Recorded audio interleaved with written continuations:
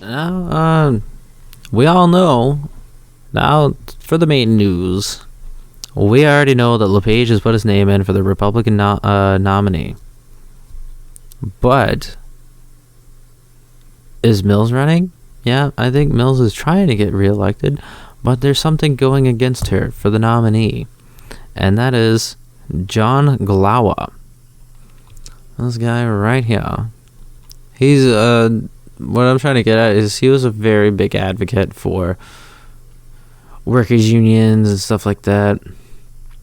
Now, obviously, Maine does not have that great of a school system in it, and he wants to provide better resources for education. But doesn't everybody say that? Isn't that everyone's goals? Now, this is one thing that I was a little bit kind of worried about. This guy gets elected. This is what he supports. I support progressive tax structures. Those with the highest incomes and then who can afford to pay more should pay more. Tax loopholes and tax breaks need to be identified and eliminated. We must also spend tax dollars more efficiently and effectively. Okay, now the bottom portion of that right here, we must spend tax dollars efficiently and effectively. I can totally get behind that. I can totally agree with that. But what I do not agree with is taxing the shit out of the rich people. Yes. I know that it sounds nice on the face value of it, but when you look deeper into it, you got to look at the big picture with a lot of these things. I'm sorry. I have a very honest job. I've done my job for so long that it's just come naturally to me, and I don't really have that much thought process while I'm working. So I think about these things, and I think about the big picture. And other people should too. Because when you look at the big picture for the taxes, and if you're looking at a progressive tax structure, which basically just means very left, very, very, very, very left. It is what everyone else was calling for. Pay your fair share. Well, I'm going to tell you right now, Maine is full of business owners, especially mom and pop businesses.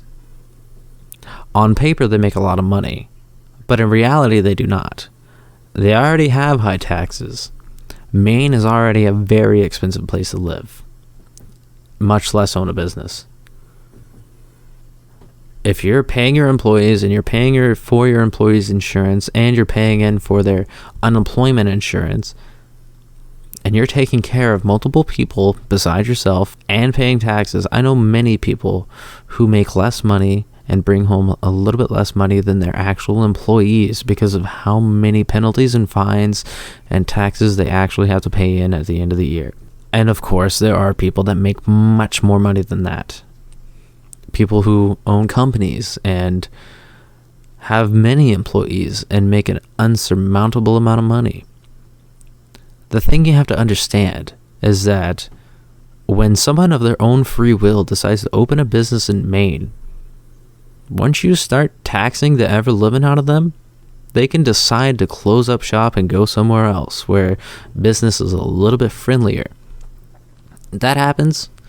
Oh man, there's a lot of places around Maine that if these people were to take their jobs and run and give their jobs to someone else, we'd be pretty screwed. Because there is not very many high-paying jobs in Maine. Fun fact, highest-paying job in Maine, all of them are in the health profession. Tell me what a fucking monopoly that is. So that's that. I don't agree with this. I can get behind the bottom part of that, where if we did our due diligence and actually subjugated our budget more effectively, that would help a lot. That would definitely help a lot. Of course, every candidate is always going to involve the children. Maine's environment is our economy. Yes, we can understand environmental protection laws and everything. Nobody ever specifies. So, up at camp that I have way far away up north, am I going to be penalized for taking care of the diseased trees so that the disease doesn't spread? Is things like that going to be a factor?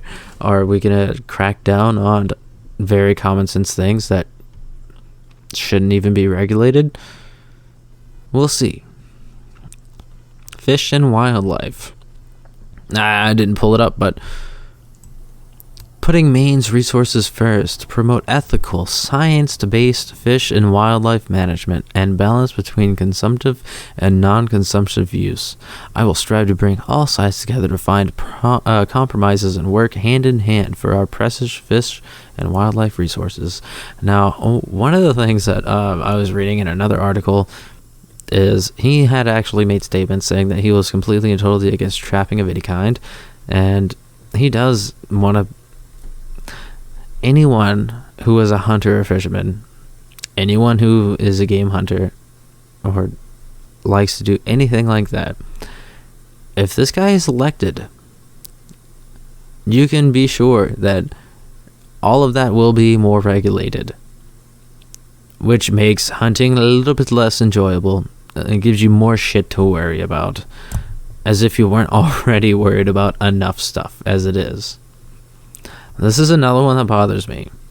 Yeah, the wind turbines. Some people they're bothered by the wind turbines. Yeah, I guess they're an eyesore in the back of the backdrop of the scenic views or whatever. I don't really mind the windmills as like a subsidy to what we already have. But completely going green is completely useless. Look at Texas. Someone like Texas. Big, giant, open plains. They get more wind. It just doesn't work. And how he has down here, hydropower is not clean energy. What about hydropower that comes from Canada? Everybody fought the CMP corridor for so long. And, if we were a little bit more accepting to it and actually didn't fight them and didn't make them spend so much money in court, maybe, just maybe, we would have been able to draw more power from it when they do it. But it says Maine needs clean energy that is more than just wishful thinking. I support clean energy that protects our environment and ancestral homes of indigenous people. Hydropower is not clean energy. We must replace fossil fuels with energy conservation and wind and solar that are properly sited and least environmentally disruptive. I'm going to tell you one thing about these solar panels. They're rated for the minimum of 5 years, maximum of 10 years most of the time. Now with the technology getting newer and better, that might have changed, so that might not be completely and total factual, but to the best of my knowledge, these solar panels last 5 to 10 years, and the construction, the actual manufacturing of these things with some of the rare earth conductors, the conducting metals that we have to have, those all come from China. So do some of the plastics, and disposing them in the landfill, as all of this is more harmful to the environment and creates more chemicals in the atmosphere than burning fossil fuels. And how long does it take for plastic to degrade in a landfill? I mean, come on, get real. And while we're doing this, we're making China rich because they're building the solar panels. I mean, Jesus Christ, why do we have to keep giving money to China? Of course, equality. Everyone gets to do what they want to their own body. You can cut your tallywhacker off or whatever you want. Oh, here it is right here. As a 35-year labor union member, I recognize and appreciate the importance of labor unions in helping to raise the standards of living and improve working conditions. The gap between the wealthy few at the top and the rest of us continues to widen. We must have income equality. Okay, now I'm going to say this. Income equality is a very scary statement. And a lot of people won't understand why. And I'm just going to let you know right now. Socialism. Everything is equal for all, no matter what you do, how hard you work, what your profession is, whatever. Everyone's equal. It's just unionized work, basically. It makes the people that are lacking, or it makes the people that are lacking, make the people that strive for the best. It drags them down to their level. And we don't need that. We don't need it at all. And obviously, gubernatorial, you're not going to be able to do much things like that. But, we don't want to be California. No, we just don't.